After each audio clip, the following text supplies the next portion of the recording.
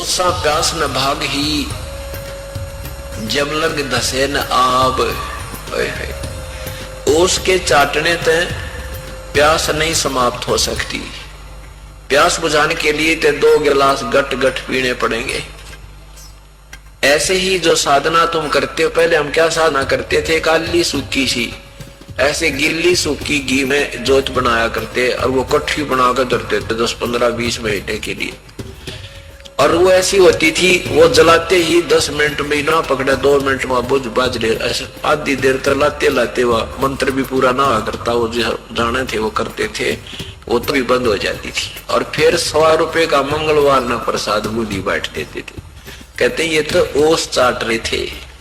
इससे कोई लाभ आपको भक्ति का नहीं होना था। प्रथम तो ये शास्त्र विरुद्ध होने से वैसे हानिकारक, और जब शास्त्र अनुसार भी तुमने साधना मिल जाए फिर भी सच्चे ढंग से नहीं लगते हो, समय पर दान नहीं करवाते हो, सेवा नहीं करते हो, सत्संग नहीं सुनते, तो भी ओस चाट रही हो।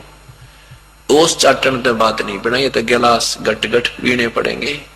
सेवा भी करनी होगी, दान में भी आपने बढ़ चढ़कर हिस्सा लेना पड़ेगा।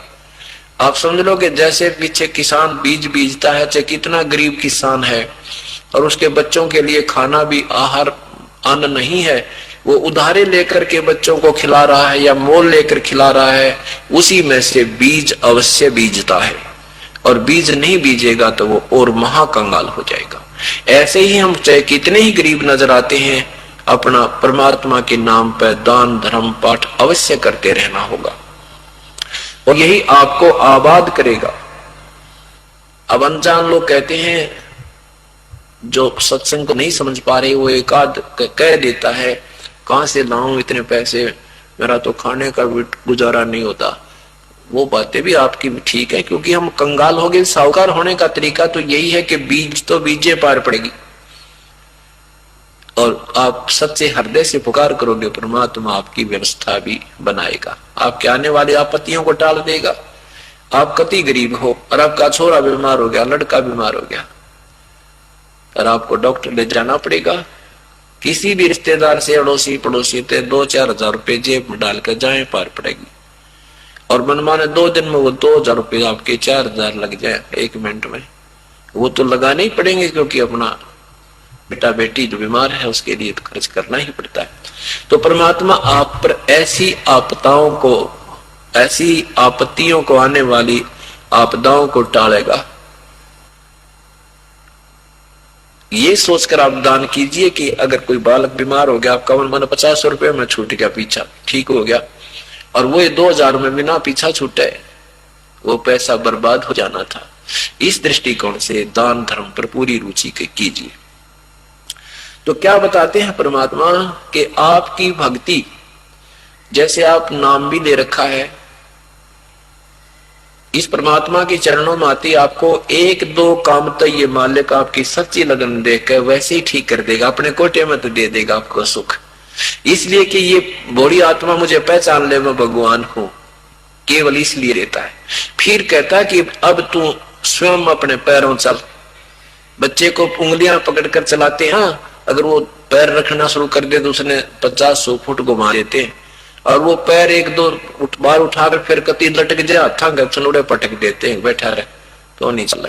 तो परमात्मा पहले तो हमें उंगली पकड़कर चलाते हैं, और फिर जो चलता दिखे फिर उसने और घुमा देते हैं दूर तक, तो फिर हमने खुद ही चले पार पड़ेगी। तो परमात्मा को जब आप यहाँ आते हो, प्रभु कबीर परमेश्वर अपने कोटे में आपको पाए चलने योग्य अर्थात आकर्षण देता है कि मैं पूर्ण परमात्मा हूं, और आते ही 1-2 काम तो ऐसा सार देगा आपका, आप सोच भी नहीं सकते।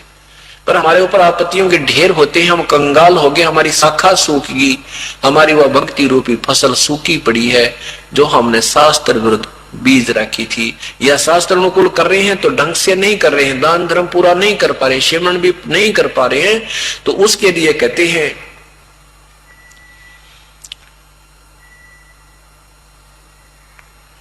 उसके लिए विवरण दे रहे हैं परमात्मा के गरीब दासियों साका सुख बीज न बोया ढूंगे नो।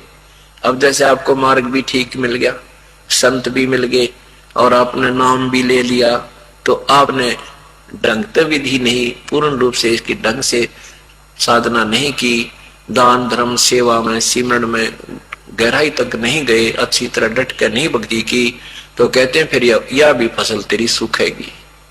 गरीब दासियों शाखा सुख है, बीज न बोया डूंगे नु गहरे। कहते कई बार कहते थे किसान भाई, मैंने इब कहना न सोची थी सिंचाई अच्छी हो रही है और ऊपर घना गहरा बीज ना बोया, फसल उगी को ना, सूख गया। तो गहरा बीज हमेशा गहरा ही बीजा जाता है। तो कहते हैं गरीब दासियों शाखा सुख है, बीज ना बोया डूंगे नु गहरे। ढूंगा माने गहरा, यानी अच्छी तरह जिस अतिथि में वो उगना होता है उस प्रक्रिया से नहीं बीजा तो भी आपकी खेती सूख जाएगी। तो क्या बताना चाहे परमात्मा ने कि पूर्ण परमात्मा की भक्ति करने मात्र से ही आपका कल्याण होगा, उसका कोई विकल्प नहीं है। आगर अनागर करो क्यों ना कोई, और मम संत शरण जगत जान छोई। मेरी शरण में आके चाहे तुम्हारी कोई इज्जत करे चाहे बेइज्जती करे, तुम चिंता ना करियो। और मेरी शरण में जो आ गया तो बाकी जगत तो समझो राख है, ये बकवास देख रहा करते हैं, पर आने दो मेरा समय। कहते हैं कल्पे कारण कौन है, कर सेवा नी काम, और मन इच्छा फल देऊंगा जो पड़े मेरे ते काम।